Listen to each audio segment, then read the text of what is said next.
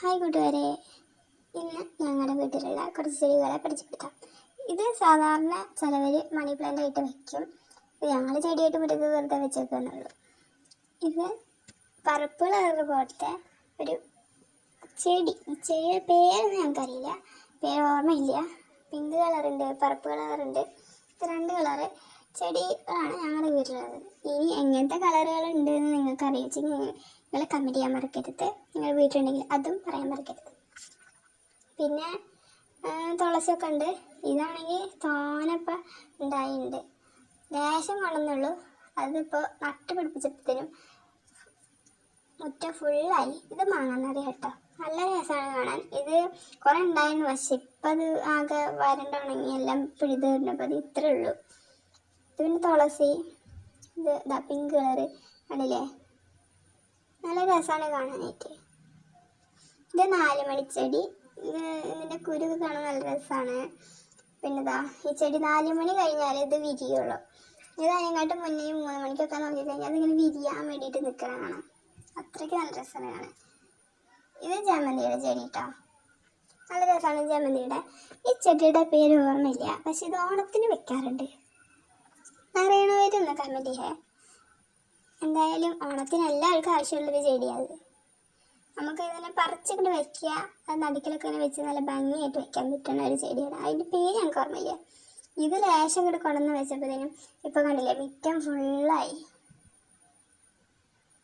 കണ്ടോ, നല്ല രസമുണ്ട്. ഇതൊക്കെ ജമന്തിരിയാണ്, കണ്ടോ, നല്ല രസമുണ്ട്. ഇതൊക്കെ മറ്റേ തൊട്ടാവാടിയാണ്. ഇത് ജമന്തിയുടെ ചെടികളാണ്. അതിൻ്റെ ഇടയിലും പർപ്പിൾ കളർ പോലത്തെ ഒരു ചെടിയുണ്ട്, ഞങ്ങൾക്ക് പേര് അറിയത്തോടാണ് അങ്ങനെ പറയണേ. ഇത് പിന്നെ വാങ്ങാൻ ഇത് വാടി ആകെ നാശമായതാണ്. ആകെ ഇത്രേ ഉള്ളൂ. കണ്ടില്ലേ, ഇതൊക്കെ നാശമായി, ഞങ്ങൾക്ക് മെയിൻറ്റെയിൻ ചെയ്യാൻ പോലും പറ്റുന്നില്ല. കണ്ടില്ലേ, പറമ്പ് ഫുള്ള് ഇങ്ങനെ ആയി കിടക്കുകയാണ്.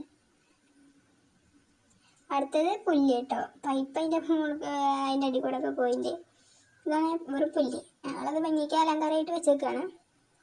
ഇതാ ഇവിടെ ഉണ്ട് 4 മണിച്ചെടി, കണ്ടില്ലേ, നല്ല രസമുണ്ട് കാണാൻ. ഇതിൻ്റെ പേരാണ് കൃഷ്ണഗിരി. അറിയില്ലായിരുന്നു, പിന്നെ ഓർത്തെടുത്താണ് കേട്ടോ.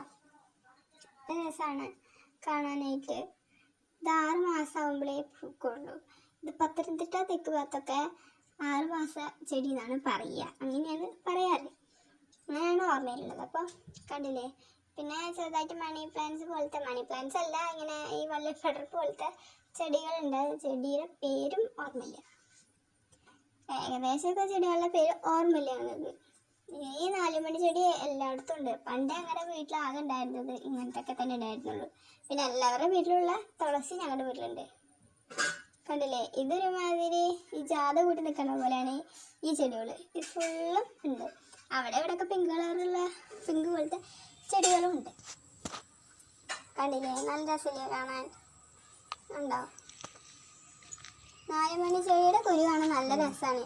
പണ്ട് കുട്ടികളൊക്കെ അതിൻ്റെ കുരുവൊക്കെ പൊട്ടിച്ചിട്ട് അതിലൊരു വെള്ള കളർ സാധനം വരും, അതിങ്ങനെ വെള്ളം കൊണ്ട് ചാലിച്ചിട്ട് കുറിയാന്നൊക്കെ പറഞ്ഞിട്ട് പണ്ട് തൊടാറുണ്ടായിരുന്നു. ഇവിടെയുള്ള പിള്ളേർക്ക് അങ്ങനെ ചെയ്യായിരുന്നു. ഇപ്പം അത് കാണുമ്പോൾ അങ്ങനെ ഓർമ്മ വരുന്നത്. നിങ്ങളൊക്കെ അങ്ങനെ ചെയ്യാം.